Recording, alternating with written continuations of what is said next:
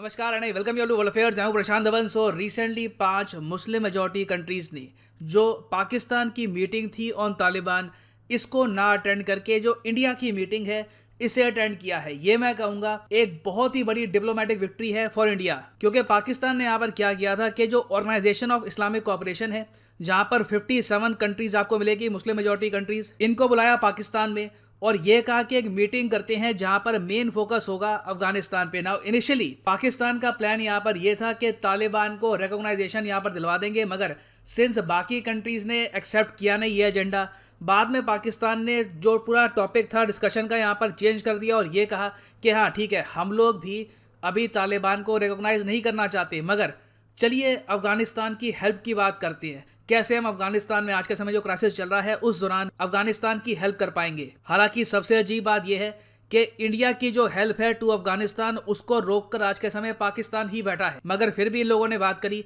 कि कैसे Organisation of Islamic Cooperation help कर सकता है अफगानिस्तान की।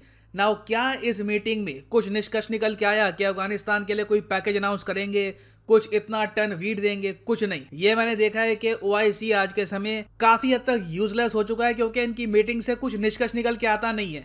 ये बोल देते हैं स्टेटमेंट में कि इस बात को लेकर हम यहाँ पे एग्री करते हैं, मगर कुछ कंक्रीट स्टेप्स ये लोग लेते नहीं है। और अब तो ये भी देखा जा रहा है कि कई कंट्रीज ऑल टुगेदर ओआईसी की मीटिंग को इग्नोर ही कर रही है और दूसरी मीटिंग्स को अटेंड कर रही है। अब रिसेंट यही हुआ है कि जो 5 सेंट्रल एशियन कंट्रीज हैं जो ऑर्गेनाइजेशन ऑफ इस्लामिक कोऑपरेशन का पार्ट है, उन्होंने पाकिस्तान की जो ये मीटिंग है ओआईसी वाली, इसको अटेंड ही नहीं किया।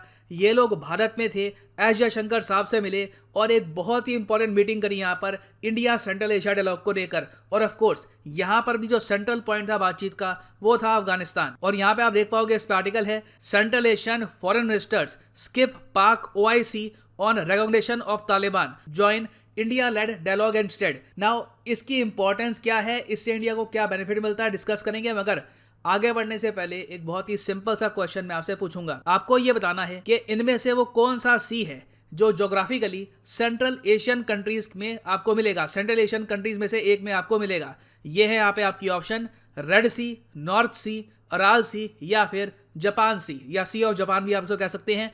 कमेंट सेक्शन में करो आंसर। सही आंसर मैं आपको दूंगा वीडियो के एंड में। ना यहाँ पर आपको समझना होगा कि जो भी हुआ है, जिस तरीके से सेंट्रल एशियन कंट्रीज ने ऑर्गेनाइजेशन ऑफ इस्लामिक कोऑपरेशन की मीटिंग है पाकिस्तान में, इसको इग्नोर ही कर दिया, इससे सबसे ज़्यादा नुकसान हुआ है ओआईसी की इमेज पर। क्योंकि आपको देखना होगा, इससे पहले भी काफ़ी बार पाकिस्तान ने ओआईसी का यूज़ किया है इंडिया को टारगेट करने के लिए।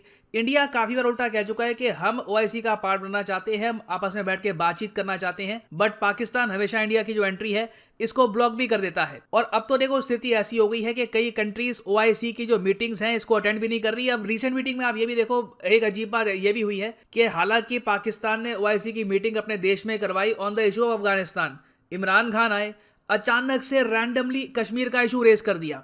अभी कुछ ही घंटों पहले की बात है, जबकि पूरी मीटिंग थी on the issue of Afghanistan. और इस मीटिंग का जो डिक्लेरेशन निकल के आएगा, जो भी कंट्रीज की ज्वाइंट स्टेटमेंट होगी, वहां पे कश्मीर का मेंशन नहीं होगा, क्योंकि मीटिंग का ये एजेंडा नहीं था। इससे पहले आपको याद होगा जब आर्टिकल 370 इंडिया ने रिमूव किया था, तब पाकिस्तान ने बहुत बार कोशिश करी थी कि ओआईसी की एक प्रॉपर फॉर्मल ऑफिशियल मीटिंग हो जाए on the issue of Kashmir, मगर हर बार इनफॉर्मल मीटिंग हुई है, कोई प्रॉपर डिक्लेरेशन निकल के आया नहीं है। तो अब स्थिति ऐसी हो गई है कि मीटिंग किसी टॉपिक पे होती है, मगर पाकिस्तान के पीएम यहाँ पे आके कश्मीर का इशू रेज ही कर देते हैं। तो खैर ओआईसी की जो इंपॉर्टेंस है लगातार कम होती जा रही है। मगर दूसरी तरफ हम देख रहे हैं कि एक और बहुत ही इंपॉर्टेंट ग्रुप इमर्ज हो रहा है, जो चाइना का जो 5+1 है इसको टक्कर दे सकता है। अब यहाँ पे आप कहेंगे वेट, चाइना का 5+1 ये क्या है, और जो ग्रुप इमर्ज हो रहा है वो कौन सा है?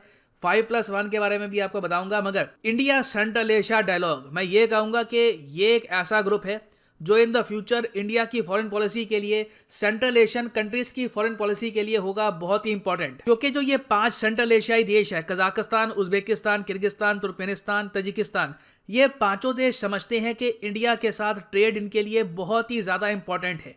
अभी के लिए आप अगर देखो, ट्रेड को लेकर, कर्ज को लेकर ये देश बहुत ही ज्यादा डिपेंडेंट हो चुके हैं चाइना पर, और ये बात ये कंट्रीज भी महसूस करते हैं। ये कंट्रीज एक्चुअली काफी बार पाकिस्तान पे दबाव भी डाल चुके हैं कि आप लोग एक्सेस क्यों नहीं दे रहे थे सीधा इंडिया को, हमको हम सीधा यहाँ पर इंडिया के साथ ट्रेड कर पाएंगे, मगर पाकिस्तान ये होने देता नहीं है। थैंकफुली आज के समय चाबहार पोर्ट का हमारे पास एक्सेस है, तो हम लोग चाबहार पोर्ट के जरिए सीधा रीच कर सकते हैं सेंट्रल एशियन कंट्रीज को, और इसमें कमाल का पोटेंशियल है। नंबर्स मैं आपको बताता हूँ। अभी के लिए जो 5 सेंट्रल एशियाई कंट्रीज हैं उनके साथ हमारा जो टोटल ट्रेड है ये सिर्फ $2 बिलियन का है, बहुत ही ज़्यादा कम है। आप अगर सोच कर देखें, चाइना के साथ हमारा जो ट्रेड है ये रफली 90 से लेकर $100 बिलियन के आसपास मूव करता रहता है, कम ज़रा होता रहता है। उसके कंपैरिजन में इतना कम हम ट्रेड करते हैं सेंट्रल एशियन कंट्रीज़ के साथ। इवन रशिया के साथ भी आप अगर देखो तो 8 से लेकर $10 बिलियन के आसपास हमारा ट्रेड है। तो सेंट्रल एशियन कंट्रीज एक ऐसा रीजन है जिनके साथ डेफिनेटली एटलीस्ट हमारा ट्रेड हो सकता है $10 billion in the coming years. क्यों? क्योंकि चाइना के साथ इनका ट्रेड है $43 बिलियन, और उसके अलावा आप अगर देखें तो बेल्ट एंड रोड इनिशिएटिव को ज्वाइन करके ये सब कंट्रीज चाइना के डेट ट्रैप में भी काफी हद तक फंस चुकी हैं। तुर्कमेनिस्तान को आप अगर देखो तो इस कंट्री पर $8 बिलियन का कर्जा है, तजिकिस्तान पर $2.8 बिलियन का कर्जा है, और भी वेरियस कंट्रीज हैं यहाँ पर जिन पर हैवी डेट है आज के समय चाइना का, और ये चीज़ सेंट्रल एशियन कंट्रीज पसंद नहीं कर रही। कोई भी कंट्री सेल्फ अवेयर कंट्री हो उसको पता है कि जब वो एक बड़े कंट्री पर बहुत ज़्यादा निर्भरता बढ़ा देती है तो इन द फ्यूचर उनकी सॉवरेनिटी भी कॉम्प्रोमाइज़ हो सकती है। तो चाइना ने आज से कई साल पहले 5+1 फॉर्मेट बनाया था। 5+1 मतलब कि 5 सेंट्रल एशियाई कंट्रीज +1 हो गया चाइना। इसके अंडर चाइना अब ये कोशिश कर रहा है कि कनेक्टिविटी चाइना की सेंट्रल एशियन कंट्रीज के साथ और ज्यादा इंप्रूव हो जाए। तो India actually central Asian countries को एक ऑल्टरनेटिव दे सकता है, एक ऑप्शन दे सकता है कि जरूरी नहीं है कि बेल्ट एंड रोड इनिशिएटिव से ही आपको कनेक्टिविटी मिलेगी। आप चाबहार के थ्रू इंडिया से ट्रेड कर सकते हैं, और चाबहार आपको एक ऐसी ऑप्शन देगा जिससे आप गल्फ कंट्रीज, अफ्रीका, बहुत से और देशों के साथ आप कर सकते हैं ट्रेड। इसके लिए ऑफ कोर्स एक बहुत ही बड़ी रिक्वायरमेंट ये है कि अभी जो आजकल स्थिति काफ़ी ख़राब चल रही है ईरान और यूएस के रिलेशंस की, वो स्थिति और ज़रा ख़राब ना हो जाए। कहीं ना कहीं ईरान और यूएस मिलकर बैठे, बातचीत करें और एक प्रॉपर सोल्यूशन निकल के आए कि कैसे ईरान का जो न्यूक्लियर एग्रीमेंट है इसको रीइंस्टेट किया जाएगा, इसको वापस जिंदा किया जाएगा। तो जब तक वो होता नहीं है, इंडिया के जो ग्रैंड प्लान्स है सेंट्रल एशिया को लेकर ये भी थोड़े से डाउट में रहने वाले हैं। मगर फिर भी इंडिया अपनी तरफ से काम कर रहा है। हम लोगों ने $1 बिलियन के सॉफ्ट लोन प्रोवाइड किए हैं 5 सेंट्रल एशियन कंट्रीज को। उसके अलावा कई छोटे छोटे जो लोन्स हैं $200 मिलियन के, $500 मिलियन के, ये भी हमने अलग अलग दिए हैं वेरियस कंट्रीज को। आप देख के हैरान होंगे जितना हमारा ट्रेड नहीं है सेंट्रल एशियन कंट्रीज के साथ, उससे ज़्यादा या उसके आसपास तो हमने सॉफ्ट लोन ही दे रखा है इन कंट्रीज़ को। तो इससे आप समझ सकते हैं कि इतनी इंपॉर्टेंस इंडिया अटैच करता है to the Central Asian countries. इसलिए आपने ये भी देखा होगा कि जो 2022 में हमारी रिपब्लिक डे परेड होगी वहाँ पर सेंट्रल एशियन कंट्रीज़ होने वाली हैं चीफ गेस्ट। नाउ जिस तरीके से इंडिया कोशिश कर रहा है सेंट्रल एशियन कंट्रीज़ को अपनी तरफ लेने की, पाकिस्तान भी यहाँ पर कोशिश कर रहा है कि ये लोग भी सेंट्रल एशियन कंट्रीज के साथ अपने रिलेशंस इंप्रूव करें। फॉर एग्जांपल रिसेंटली पाकिस्तान ने कुछ डोमेस्टिकली मैन्युफैक्चर्ड डिफेंस इक्विपमेंट जो है प्राइमरली बंदूकें वगैरह ये एक्सपोर्ट करने की कोशिश करी है तजिकिस्तान को। फिर पाकिस्तान के पीएम जब उज्बेकिस्तान में गए एससीओ के समिट के लिए रिसेंटली, इन्होंने ये भी कह दिया कि पाकिस्तान और उज्बेकिस्तान जो हिस्टोरिकल इस्लामिक फिगर्स हैं उन पर टीवी सीरीज और मूवीज बनाएंगी। इनमें सबसे बड़ा नाम होगा बाबर का, क्योंकि बाबर आप अगर देखो तो उज्बेकिस्तान में ही पैदा हुआ था, बाद में अफगानिस्तान, पाकिस्तान होते हुए इंडिया में आया बाद में। तो हालांकि पाकिस्तान के पास ऑप्शंस काफी कम है, ट्रेड के मामले में सेंट्रल एशियन कंट्रीज को ज्यादा कुछ ऑफर कर नहीं सकते। ये लोग कल्चरल टाइज स्ट्रॉन्ग करने की कोशिश कर रहे हैं विद सेंट्रल एशियन कंट्रीज। मगर इंडिया के पास मैं कहूंगा अभी एक ट्रम्प कार्ड है, वो ट्रम्प कार्ड है free trade agreement with Eurasian economic union. Eurasian economic union में जो 5 सेंट्रल एशियाई कंट्रीज है ये आती हैं, रशिया भी आता है, अर्मेनिया आता है, और इन सब कंट्रीज के साथ अगर इंडिया ने फ्री ट्रेड एग्रीमेंट कर दिया तो ना सिर्फ central Asian countries, even Russia के साथ भी हमारा जो ट्रेड है ये काफी हद तक बढ़ सकता है। और जैसे जैसे भारत और सेंट्रल एशियन कंट्रीज का ट्रेड बढ़ेगा आपस में, इकोनॉमिक टाइज स्ट्रांग होंगे, आप देखेंगे कि बहुत से एस्पेक्ट में ये देश इंडिया का सपोर्ट करेगी, यूएन में, वेरियस और फोरम्स में। ऑलरेडी आप अगर देखो तो जो तीसरी मीटिंग हुई है of India Central Asia dialogue, उसमें सेंट्रल एशियन कंट्रीज इंडिया के सपोर्ट में आई है। आतंकवाद के इशू को लेकर, अफगानिस्तान में सपोर्ट पहुंचाने के इशू को लेकर, एफएटीएफ में भी इन्होंने ये कहा है कि जो देश एफएटीएफ की ग्रे लिस्ट में आते हैं उनको प्रॉपरली एक्शन लेना होगा अपने देश में टेरर फाइनेंसिंग को रोकने के लिए। तो अगेन ये एक पाकिस्तान की तरफ एक इशारा था। और उसके अलावा इंटरनेशनल सोलर अलायंस में वेरियस और इंटरनेशनल इनिशिएटिव्स में सेंट्रल एशियन कंट्रीज इंडिया का सपोर्ट ही करेंगे इन द नियर फ्यूचर।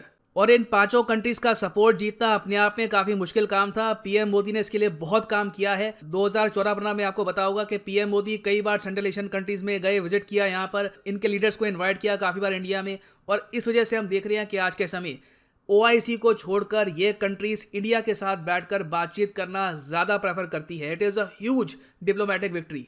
खैर, वापस आते हैं अपने क्वेश्चन पे हम कि इनमें से कौन सा सी आपको मिलेगा सेंट्रल एशिया में। तो सही उत्तर इसका है ऑप्शन सी, अराल सी। बहुत ही फेमस है, यहाँ पर आप देख पाओगे।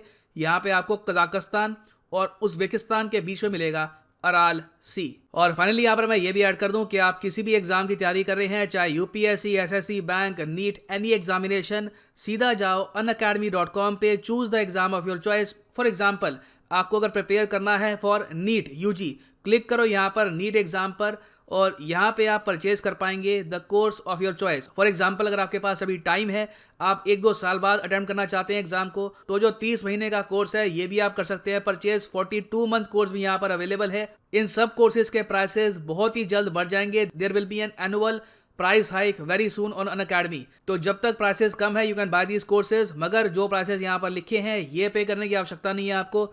सिंपली कोड डालो PD10 and the prices will fall.